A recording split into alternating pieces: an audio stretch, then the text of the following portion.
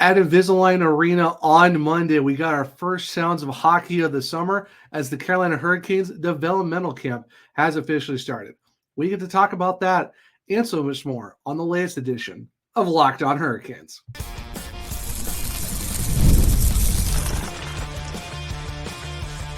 You're Locked On Hurricanes, your daily podcast on the Carolina Hurricanes, part of the Locked On Podcast Network, your team every day. Welcome to a Tuesday edition of Locked On Hurricanes, your team every day, part of the Locked On Podcast Network. Thank you to the everydayer for making this your first listen of the day. 5 days a week, Monday through Friday, talking everything about your Carolina Hurricanes.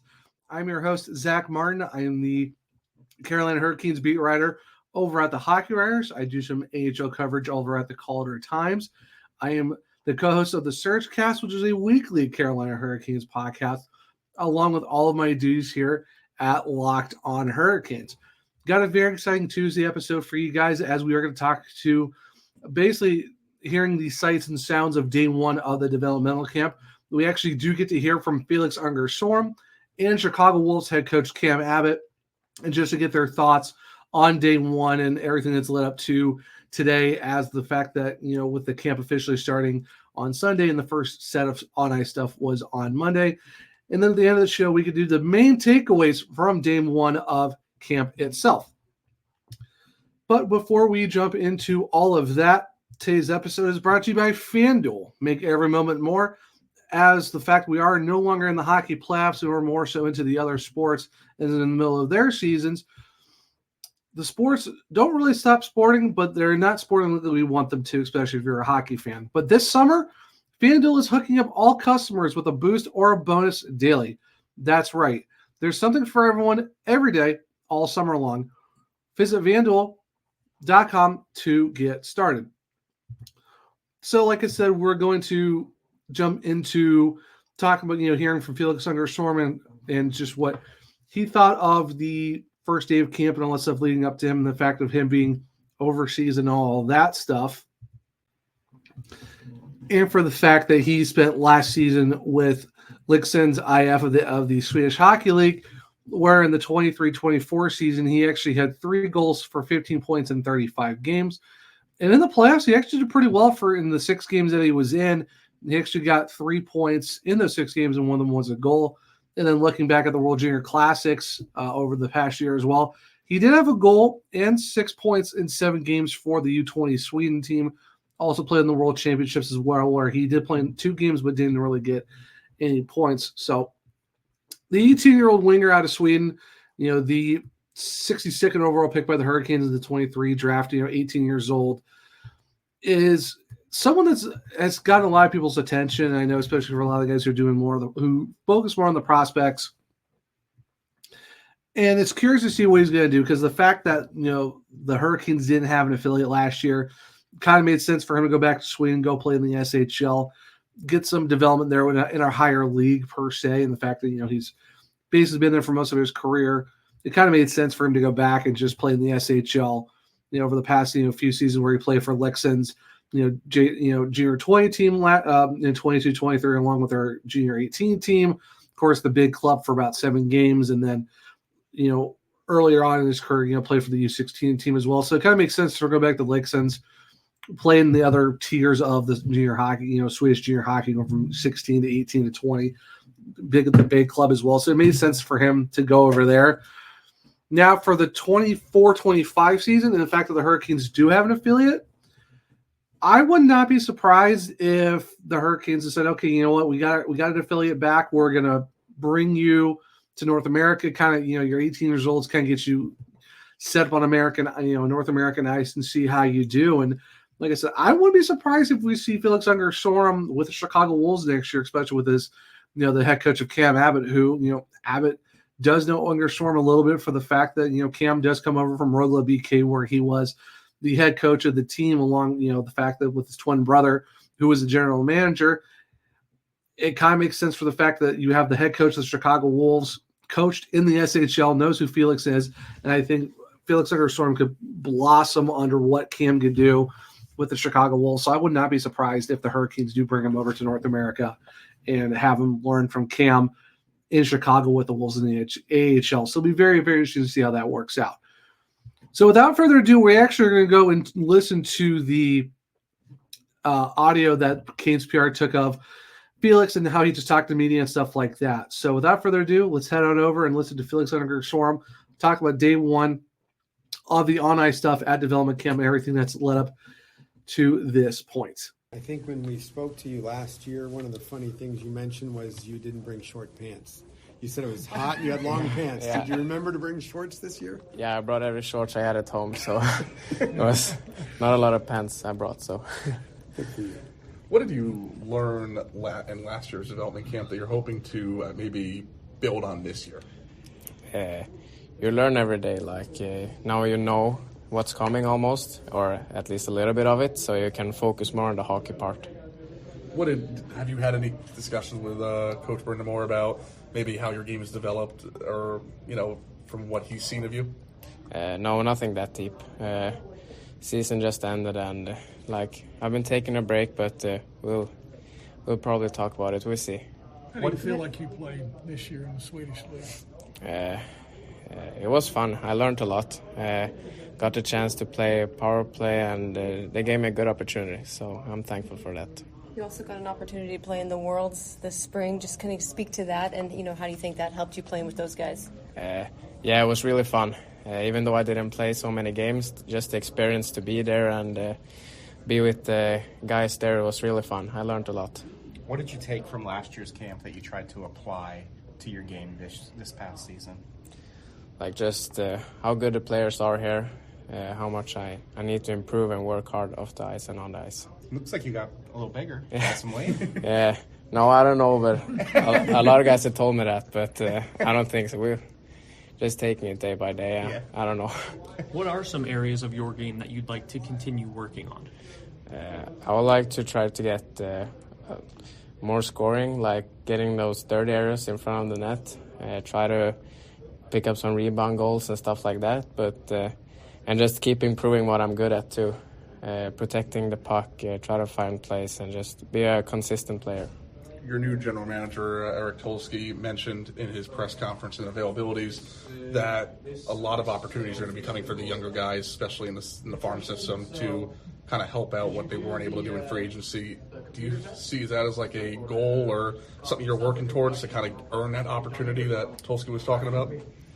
I haven't thought about it so much. I just try to take day by day, as I said, train as much as I can, and just try to go out and play my game and do my best, and we'll see where that takes me. We know you have to have confidence to play at a high level. Were you surprised at all about the impact you made at training camp last year and the impression you made, or did you expect to have that kind of impact, I guess? I didn't have so many expectations before the camp, which is really fun that I got the chance to be there. But of course you get confidence from it, like when you get home too, it was almost like my first senior games too. So it was just like a big confidence boost, and I try to build on it when I got home. Do you feel like you're ready for the NHL? I don't know. I got to gain some weight, of course, and muscles, and I can become a much better player than I am now, but we'll see. Last year, I don't know how this happened, so maybe you can explain it. You played one game in junior, 2 goals, 2 assists, and then the rest of the year you were up in the men's league.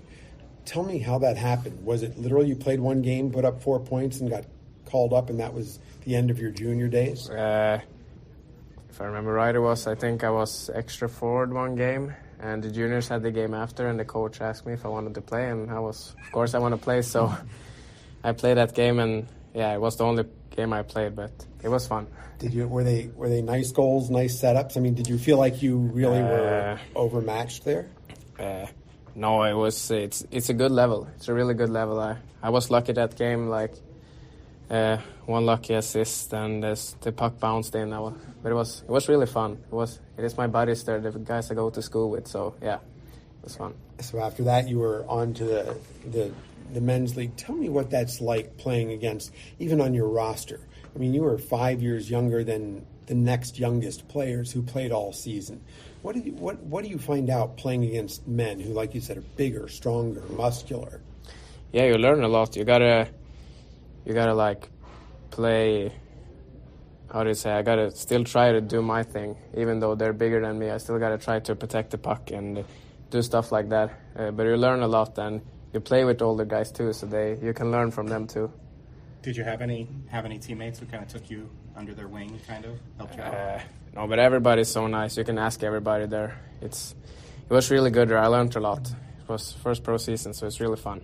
Is there anyone that's on this current Hurricanes team that's reached out to you over the course of the last year, maybe giving you advice, or someone you've just talked to, asked questions? No, nothing like that, no. You said at one point you got to do your thing. What is your thing exactly? What is the best thing that you do in your opinion? Like, just go out and play.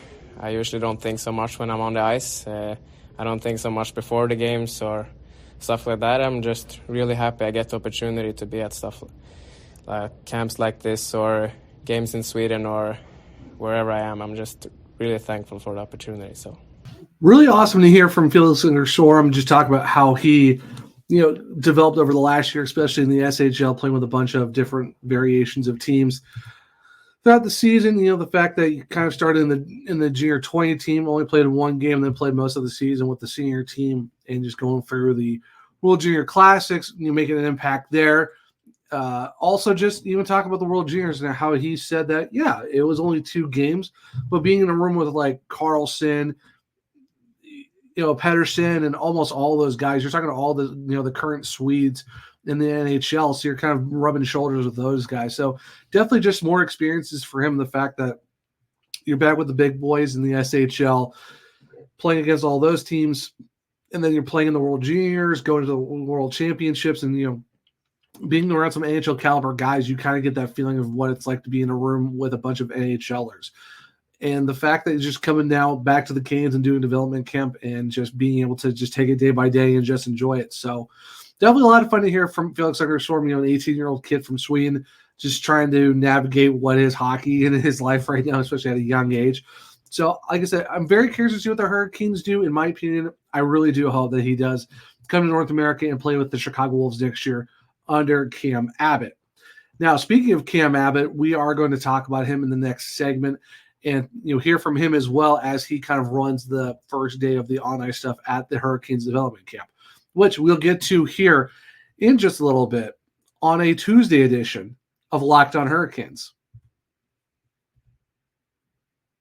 All right, guys, we got to talk about FanDuel. And I, just like you, I love sports just as much. I love them so much, and I know you do too, that we just never want them to end.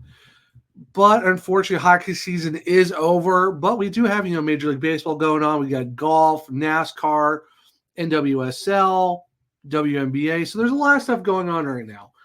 But I know with hockey, we're not having this. It's not sporting like we want it to. But like with FanDuel, it'll help keep you and me and our love for sports going all summer just by opening the app and making bets whenever we are in the mood to do so. And this summer, FanDuel is hooking up all customers with a boost or a bonus daily. That's right. There's something for everyone every day, all summer long. So head on over to FanDuel.com and start making the most of your summer. FanDuel, America's official sports betting partner of Major League Baseball. Welcome back to segment 2 of Locked On Hurricanes, your team every day. It's like I said at the end of segment 1, we are going to talk about Cam Abbott a little bit. And, then we're going to go over and listen to his press conference with all the media, talking about, what's led up to him become the Chicago Wolves head coach, and then being here at the Canes development camp and just hearing everything that's going on with him and what's, what we're expecting over the next few days out of Invisalign in Raleigh. So for those of you who don't know who Cam Abbott is, he started his coaching career back with the junior 20 team in the Super Elite League with the Vaxo Lakers, and then partway through the 17-18 season, he actually was a mid-season appointment to the Rogala BK team up in the SHL. And then basically ever since the midway point of the 17-18 season, all the way through the 23-24 season, he was with Rogala BK, and he was actually let go on December 12th. And now starting this fall in the 24-25 season, he will be in the AHL covering. He's going to be the coach of the Chicago Wolves. So it's actually his first coaching job over in North America after playing for most of his career over in Europe. So it's very interesting to see what Cam can bring. He is someone who's, brought a Champions Hockey League trophy to Rogla, had him have really great regular seasons as well. A lot of success with him and his twin brother. So you're kind of hoping that the fact that he knows how to develop players. I know we talked about a few episodes ago when he was first mentioned. He's got guys like Noah Höglander, who's in the NHL, Murray Sider, and a couple others as well. So he knows how to develop guys who played at Rogla who are now with different NHL organizations. So with him being the head coach, it's going to be a really good year for the Hurricanes. For the fact that you look at their development team in Chicago, I think the Wolves and the fans are really going to like Cam and what he brings. And hopefully, the team gets their first playoff appearance in the Calder Cup playoffs for the first time. And they haven't made the last 2 seasons. Hopefully, this is their first year back under a new head coach and someone who's, knows how to develop guys and, maybe can help bring on the next set of future Hurricanes. So without further ado, we're going to head over to Cam Abbott as he talks to the media here at day 1 of the on-ice stuff at the Hurricanes development camp. First question, how excited are you to lead the Wolves organization with the Hurricanes partnership? Yeah, I'm exceptionally excited. It's a dream come true. I think that the Carolina Hurricanes have been a fantastic organization to follow from abroad and from as a fan, as a big fan of Rod and the team and how they play, and now I get to learn from him and import this style of play to Chicago, and I know how exciting it can be and how exciting it can be to work with young players. So I'm thrilled. Speaking of that style of play, is that going to be a priority for you of really matching the style of play that the Hurricanes play to give these prospects a taste of what they need to do at the pro level? Yeah, that'll certainly be our focus from the start. I think there's small adjustments that you make as a coaching staff to help your team succeed and help the players develop. We'll find different areas that we'll need to adjust a little bit, perhaps based on our lineup and whatnot. But otherwise, that'll be the plan. There's 1 or 2 things you want these guys to leave here with. What would you say? Top couple things.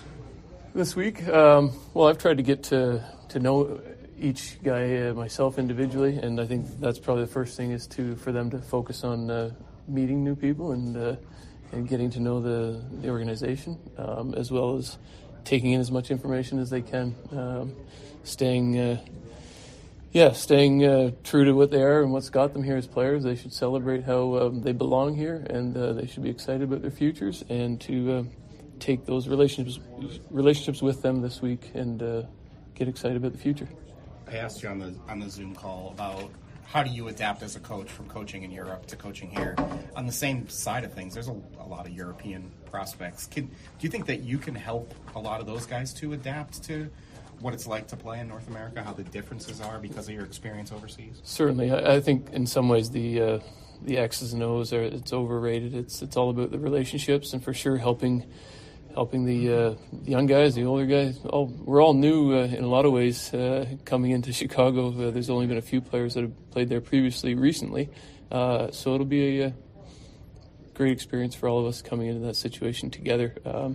To help, I get so much energy from helping young players and to help guys find their best selves. And in Chicago, that's going to be about learning the game and how it needs to be played as a Carolina Hurricanes prospect and the Chicago Wolves player. So that's what I'm there for, is to serve the guys and to serve the Chicago Wolves and make sure that I'm doing that to the best of my ability. On that same note, just obviously I know we haven't really seen these guys get going this week, but having so much prospects over here that are from overseas, what kind of helps them as a player when they're out, they're playing overseas, like against men in a lot of these leagues? Mm-hmm. How does that help them be more prepared when they come over here?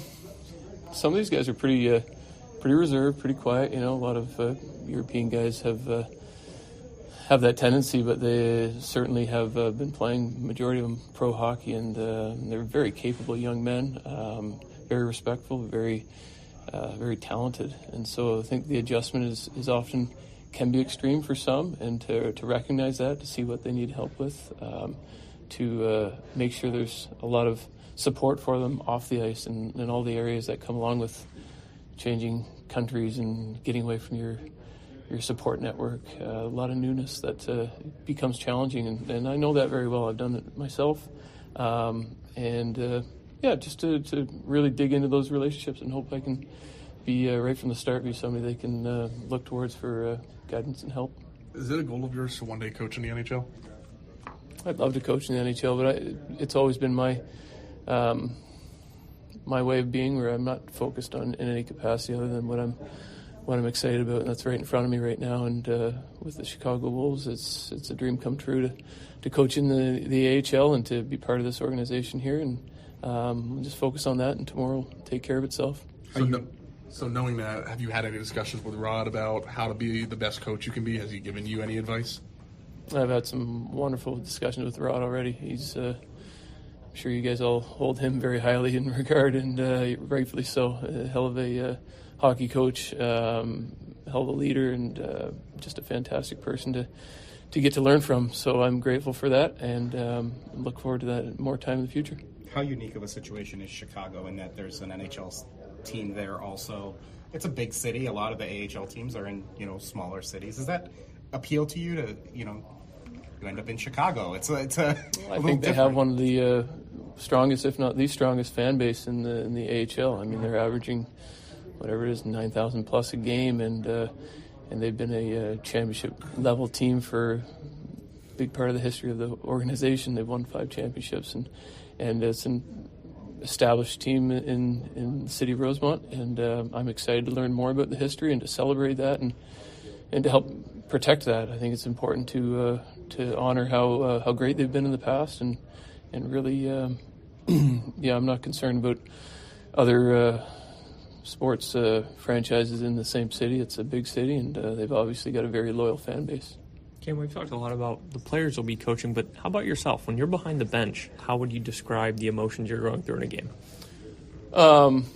As a coach, I think I've shown a huge capacity to grow over the last 7 years. I started coaching professionally after just 16, 17 months of coaching after I played and jumped into the top league in the Swedish Hockey League. And it's learned on the job, and I would say I'm a much different coach at this point than I was maybe the first day I coached, and I continue to grow. So I like to find the balance between the passion and the intensity and the enjoyment I bring to the work, and also make sure that guys understand how much fun it needs to be every day, and to lead by example, and to lead my life as I ask players to be healthy and to be completely committed and care about each other and consistent in what they do every day. It's So your Swedish must be really good by this point. Swedish, it's amazing how many people how many Swedes love to work on their English. So I'm about 95% fluent, but don't quote me on that.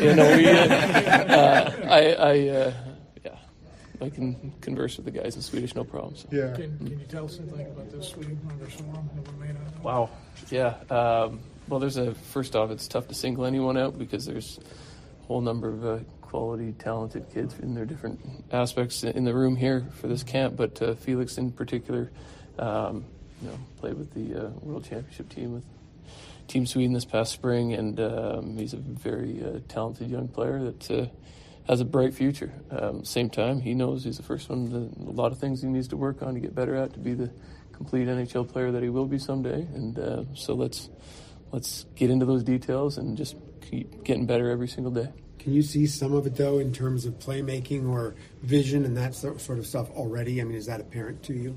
Very much. I coached against him in my previous job, and it's one of his talents for sure is that vision and that playmaking ability and the hockey sense that he does have, and there's a whole lot of areas that I know as he improves in those other areas, that's going to even be more obvious to us all how skilled and how smart of a player he is. So make sure we can use those strengths and help pick up the other areas that need to improve on. All right. Awesome. Thanks, Cam. Thank you very much. Big thanks to Cam Abbott, and awesome job by the Canes PR to get all those questions from the media. And just hearing about, Cam really speaks highly of the Chicago Bulls organization and, wants to carry on the tradition, hopefully bring another title to the city and kind of just blocking out the noise of, trying to fight for fans, because he's right. You look at the Chicago Wolves, they're always consistently in the top 5 of the league in terms of attendance. So, and they just bring so much, fandom to the team, and the fact of how good that team usually is year in and year out. The last couple of years have been tough for the Wolves, but generally speaking, you've won 5 Calder Cups. Hopefully the upcoming season you get number 6. And I'm very curious to see how many guys are going to try to talk Swedish to to Cam Abbott. Like he said, don't quote him on the 95%. But it's really awesome the fact that you just see kind of the personality that Cam has. And I'm just looking forward to see how he does coaching the Chicago Wolves this upcoming season. So the last thing we're going to talk about is the main takeaways from day 1 of camp. Just certain things that probably happened throughout day 1 as we're just trying to kind of ramp up into day 1 as we get closer to the Thursday when we're going to be doing a lot of the 3-on-3 on ice team stuff. So we'll get to that here in a second on a Tuesday edition of Locked On Hurricanes.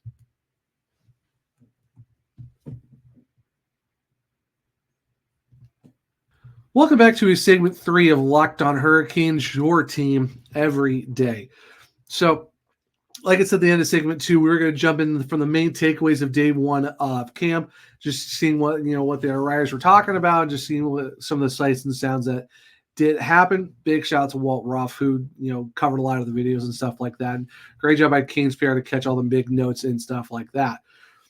So one of the main things that kind of happened throughout the day was Justin Poirier. And one of the main things that kind of like took away from his draft stock, all things considered, was just trying to look at, how good is his skating? Because one of the bigger knocks, I'm going to put that in the air quotes, is his skating ability. How really good is it? But the thing is, it's the fact that without the puck, and you give him some time, he actually flies. He's got some really good speed. And you look at the points, we even talked about it too. Like, he knows how to score goals.